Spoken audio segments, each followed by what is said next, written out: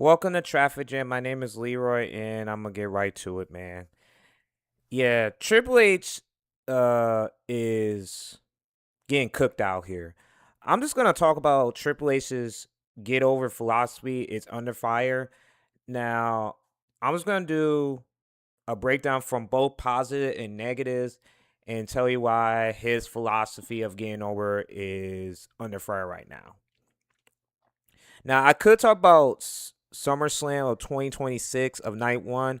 I'm just gonna keep that whole for right now because it is unfair because I gotta watch the show. I will give you my overall uh on the view after night two. It just be would be unfair for y'all to get my overall things. But I'm just gonna stick to this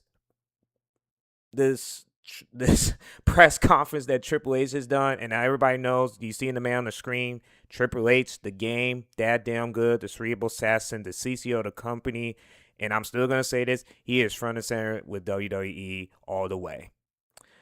Now, Triple H made a I wouldn't say a controversial statement, but a really debatable of getting over philosophy. And I'm just gonna just quote what he said in and then some, man, before I open things up. There is no turns in this business, and this is what from Triple H is saying. That's not how it works. You earn your spot. Then he expands on what's getting over means. 99% of the time in this business, which is the WWE, the person gets over, then gets a push.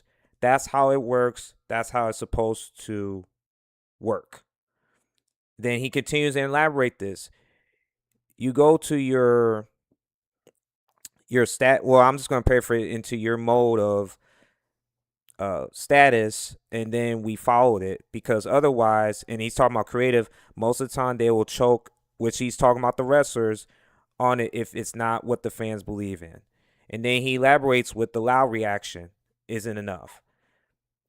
It's not just, oh, they getting a loud crowd reaction. Are they good to be in the spot?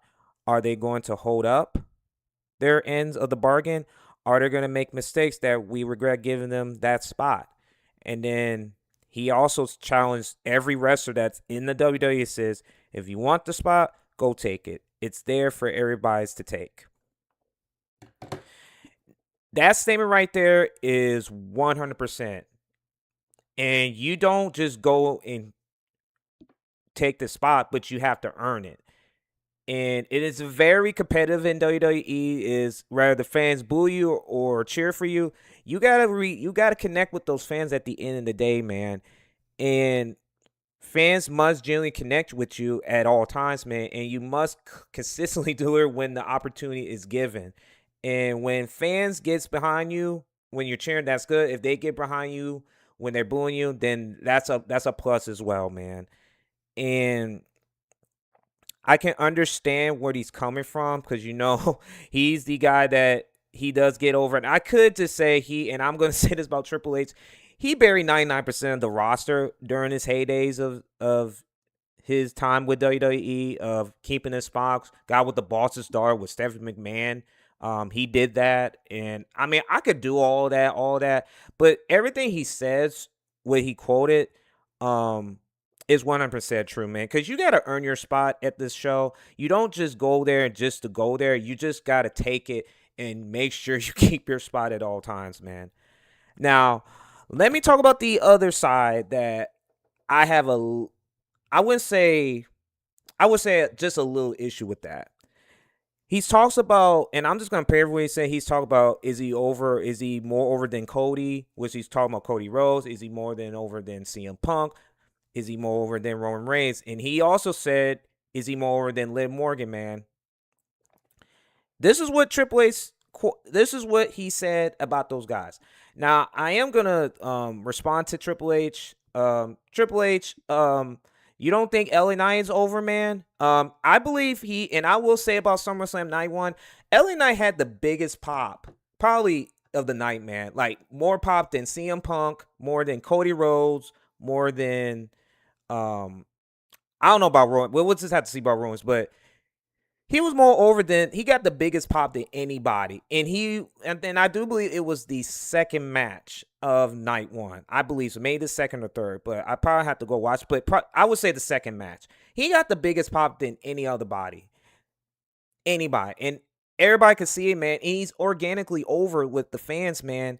And I've been saying this about LA Knight, and in this situation, he just gets these opportunities and then he gets pushed down, which I don't understand. I just feel like the creator doesn't want you to get organically, or it's just like if you're not following in line with, if you're not a yes person. When I talk about Braun Breaker, he's in this situation.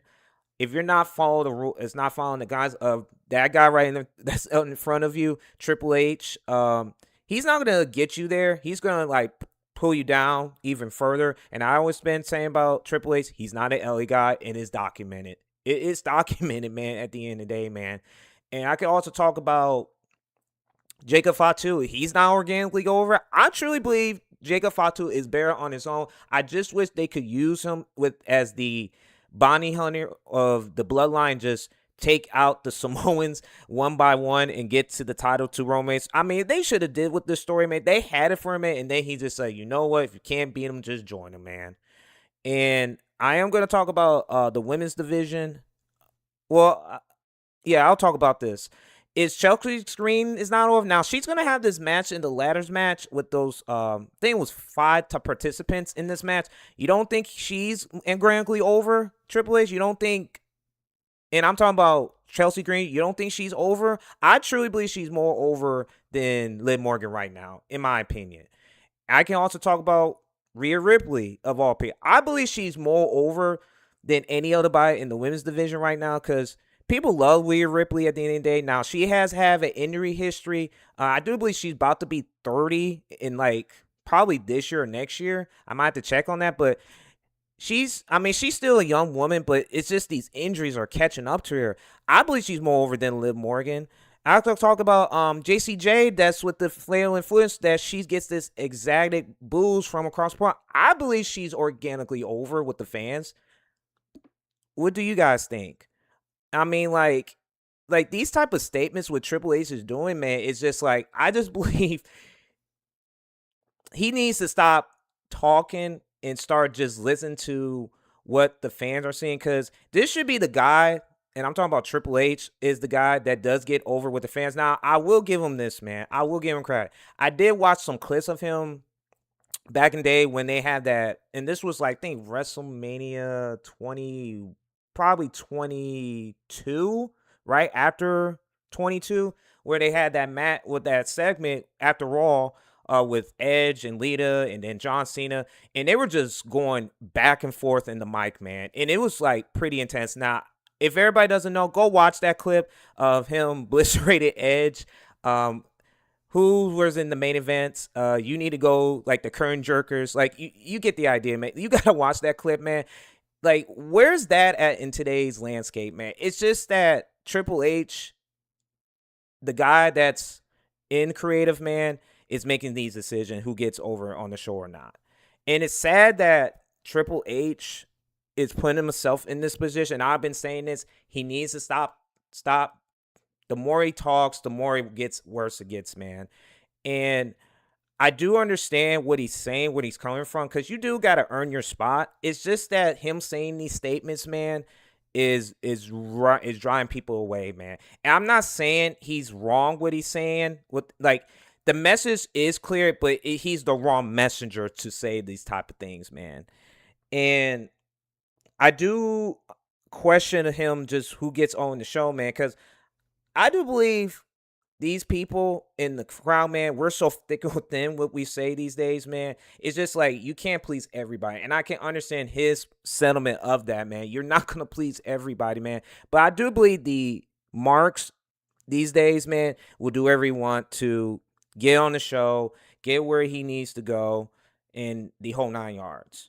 And he's going with the marks where they're going, man. And I'm not saying he's a mark, but everybody's saying he's a mark of all marks, because he was doing the DX all that time. Is the reason why that fans are being disconnected on this show, man. And if he doesn't see that, and I do believe he picks favorites allegedly, like the Seth Rollins, the Roman Reigns, the Cody Rhodes, the CM Punks, who gets on the show, man. And he's not looking at all these other people that's on the show. And I've been talking about LA Knight, Jacob Fatu, Drew McIntyre, when he's going to come back. I believe Gunther is, people say he's dry as noodles. I don't believe so. I believe he gets over with the fans as a heel. Everybody knows Randy Orton came back. I'll talk that in another segment, man. This is all about Triple H's getting over philosophy. I don't get it, what he's saying about these other wrestlers. Now, the statement is true that if you really believe that you need to be on the spot and you're organically, or you should be organically, or because it just seems like he's saying all these things just to save his spot where he is today and get from point A to point B. And like he actually want us to shut up, and he's been saying that a lot now. I just believe these people these days, like, I just feel like criticism is not necessary in life, man. Because I do believe criticism is necessary because you want to get better, you want to be put on a pedestal on this. But it seems like this job that he has right now, and I've been saying this, he needs to step down from creative for his sake, for everybody's sake, and do other things. And because this is a stressful situation, because he doesn't understand, and I do believe he does understand. He wants to play the game. It's just like he's handicapped with this company, with TKO, with Endeavors, and everybody knows about Silvergate. And I will do a video about them in the future. It will be a long document live stream about what Silver Lake is and how they control everything with entertainment, with WWE and TKO and Endeavors. But I'm just gonna talk about this statement that he says. He's not right. I'm saying he's right what he's saying, but it's just that the things he say these days, man, it's gonna turn people as it is, man. It really is, man. It really is. Thank y'all for tuning in, man.